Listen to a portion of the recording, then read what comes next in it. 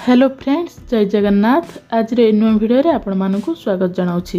आज मु आपण मानक सहित शेयर करिवि 34 साइज डबल कटोरी ब्लाउज कटिंग। वीडियो को फुल वॉच करंतु आपण माने किछि बुझि परिबे। स्क्रीन ऊपर मेजरमेंट देछि, आपण माने देखि परिबे। तो प्रथमे एठी मु बैक पार्ट बाहर करिवि। तो बैक पार्ट लंब हेउछि 14 इंच। तो 13 इंच थिला, मु एठी 1 इंच प्लस करछि, 14 इंच रे मार्किंग करछि। ठीक अछि। देखंतु स्ट्रेट लाइन आसीबा पई एठी मु 14 इंच रे सीधा मार्किंग करके एठी लाइन बने देबी।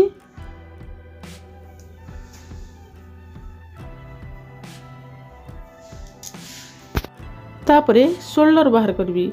एठी मु शोल्डर नै 5 इंच। तापरे आर्महोल नेबी मु 5.5 इंच। देखंतु आर्महोल लंबा अछि थी 5.5 इंच। तापरे सीधा स्ट्रेट लाइन बने देबा।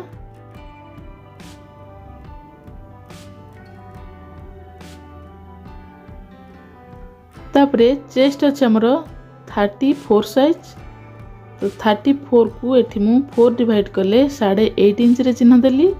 तापरे एक्स्ट्रा 2 इंच। तो अंटा साइज मध्य सेति नेबा 8.5 inch plus extra 2 inch margin पई। तो एठी मु सीधा लाइन बने देली।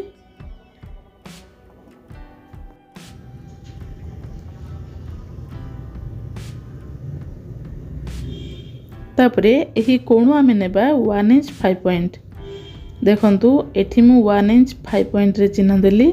तापरे मिडिल पॉइंट ठारू आरंभ करिकी शेप बने देबी। तळ साइड को हाफ इंच रे चिन्ह देबी। तो एपटे हाफ इंच रे डाउन कले हमर आर्महोल रे अधिक झूल आसीबनी, तेनु हाफ इंच रे मु डाउन करछि। हाफ इंच तळ को डाउन कले आर्महोल रे अधिक झूल आसीबनी। तो एठी मु तळ को हाफ इंच डाउन कर देछि। तापरे बैक पार्ट रे कटिंग बाहर करिबा। देखंतु मु तळ साइड ठारू कटिंग नेउछि। तो एठी मु 5 इंच रे चिन्ह देली लंब। तापरे चौड़ा नेबी एठी 3 इंच। तापरे बेकर चौड़ा एठी मु 2 इंच रे मार्किंग करछि। तापरे एही 2 इंच को एभली शेप दे देबी। आपण 2.5 मध्ये नै परिबे, किंतु एठी मु 2 इंच रे मार्किंग करछि। तो एभली राउंड शेप दे देली। तो एबा हमें कटिंग करिबा। हमर बैक पार्ट कंप्लीट हे गेला। तापरे एठी मु गळा लाइन रे हाफ इंच किंबा 2 पॉइंट एठी डाउन करिवि, ताहले शोल्डर खसिबनी। स्टिचिंग कला बेले मु शोल्डर को डाउन शेप देबी। तो एबे हमें बैक पार्ट कटिंग करिबा।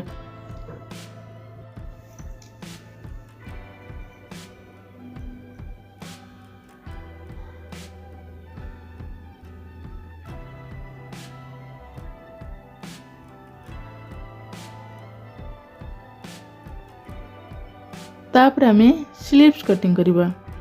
देखंतु एठी मु हातर कपड़ा बाहर कर देबी। तो प्रथमे मु एठी हातर लंब बाहर करिवि। तो एठी लंब अछि 4.5 इंच। तो मु 1 इंच अधिका नेबी 5.5 इंच रे चिन्ह देली। लंब एठी मु 5.5 इंच रे चिन्ह देली। जदि तळ साइड को फोल्डिंग करिबा तेबे हाफ इंच अधिका नेबा, 1 इंच 5 पॉइंट रे चिन्ह देबा। तो एठी मु केवल 1 इंच रे चिन्ह देली। तापरे चौड़ा एठी मु 34 साइज, तेणु मु 8.5 इंच रे चिन्ह देबी। तो आमर बैक पार्ट साइड को आमर कपड़ा बळी किछि। तो एठी मु साइड को जॉइंट कर देबी। तो एभली आमे स्लीव्स कटिंग करिबा, ताहले आमर स्लीव्स चौड़ा बराबर बाहर जिवो। ठीक अछि।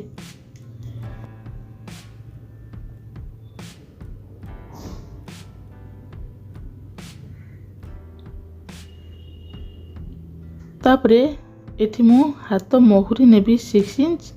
तापरे एक्स्ट्रा 2 इंच। ऊपर साइड को 2 इंच रे मार्किंग करबी। तापरे डाउन शेप एठी 3 इंच रे चिन्ह देबी। देखंतु साइड को डाउन शेप 3 इंच रे चिन्ह देबी। तापरे एभली लाइन बने देबी। ऊपर साइड को राउंड शेप देबी। हमर बैक पार्ट पई डाउन शेप रहइबो 1 इंच फ्रंट साइड को। देखंतु एभली डाउन शेप देले ए डाउन शेप हमर फ्रंट साइड को रहिबो। ठीक अछि।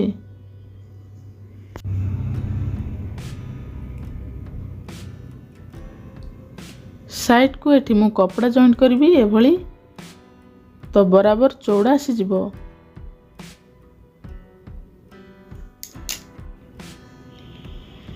तापरे फ्रंट साइड बाहर करवा। तो एज पटी बाहर करबा पई आमे बैक पार्ट ऊपर को रखिकी एभली बाहर करवा। तो एठी मु बैक पार्ट रखिकी चिन्ह दे देली।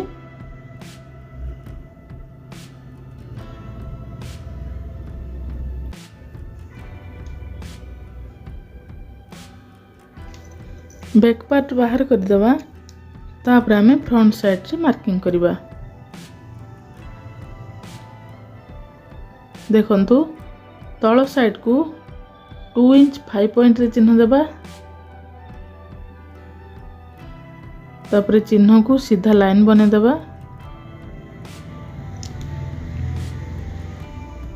तापर ऊपर साइड को आमे 6 इंच रे चिन्ह देबा।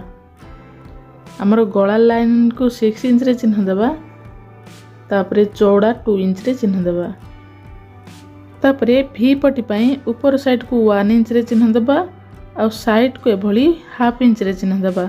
एही लाइन को एही लाइन डाउन शेप करके मिसे देबा। तापर एठी ऊपर को 1 इंच आर्म होल को हाफ इंच डाउन शेप देबा फ्रंट साइड पई। तापर एठू आमे हाफ इंच साइड को माइनस करबा। तो एठी एभली क्रॉस रे लाइन बने देबा।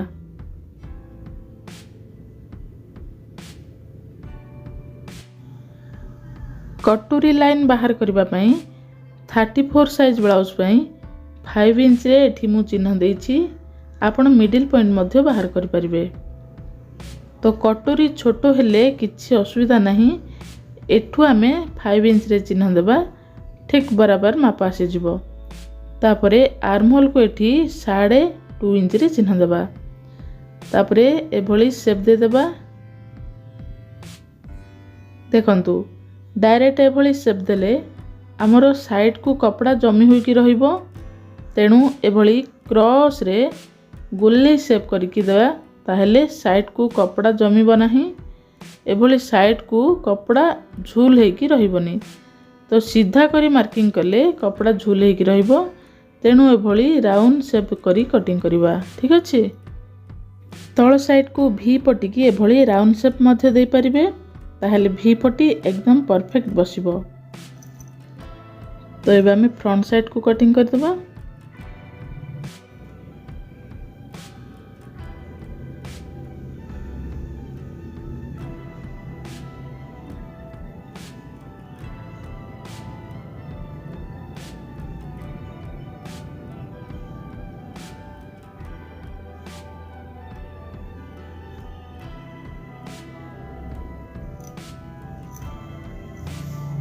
देखंतु एठी मु फर्मा रखिकी एभली कटोरी बाहर करिवि।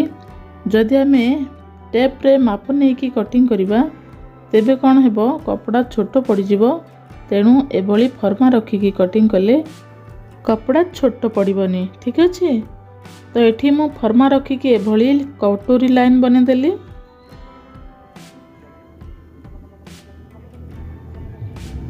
तापरे कटोरी रो चौड़ा एठी 8.5 इंच रखिबी। तो 8.5 इंच परे एठी मु चिन्ह देकी सीधा एभली मार्किंग करिवि। तो एक्स्ट्रा कपड़ा मु एठी कटिंग कर देबी। देखंतु कटोरी ठीक अछि ना नै आमे किपरि जानिबा। तो मिडिल पॉइंट थारु एभली देखंतु रखिबा। तो हमरो 6 इंच रे चिन्ह देबा। तो तीन साइड को एभली 6 इंच अछि ना नहीं आमे चेक करबा। जदि हमरो 6 इंच आसिला ताहले कटोरी परफेक्ट अछि। ठीक अछि। तो एभली लाइन बने के आमे कटिंग करबा।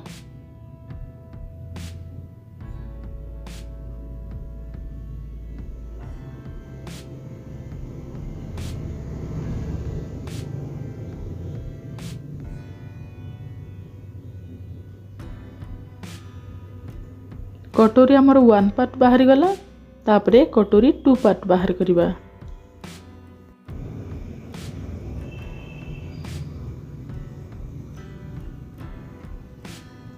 कटोरी 2 पार्ट एभली रखिबा तापर आमे मार्किंग करिबा।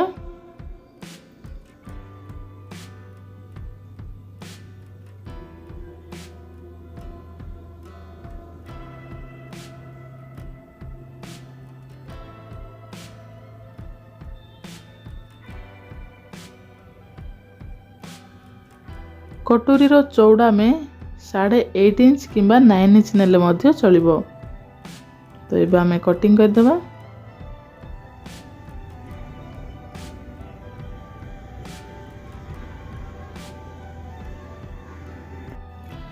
कटोरी 1 पार्ट 2 पार्ट बाहरी गला। तापरे आमे काच पट्टी बोताम पट्टी बाहर करिबा। तो एही कपड़ा रे आमे काच पट्टी बोताम पट्टी बाहर करिबा। आशा करुच्ची भिडियोटी आपण मानकु निश्चित भल लागिबो। जदि भिडियोटी भल लागे लाइक शेयर कमेंट करंतु। चैनल रे नुआ थिले चैनल को सब्सक्राइब करंतु। वीडियो को फुल वॉच करथिबारु आपण मानकु बहुत बहुत धन्यवाद। नमस्कार। जय जगन्नाथ।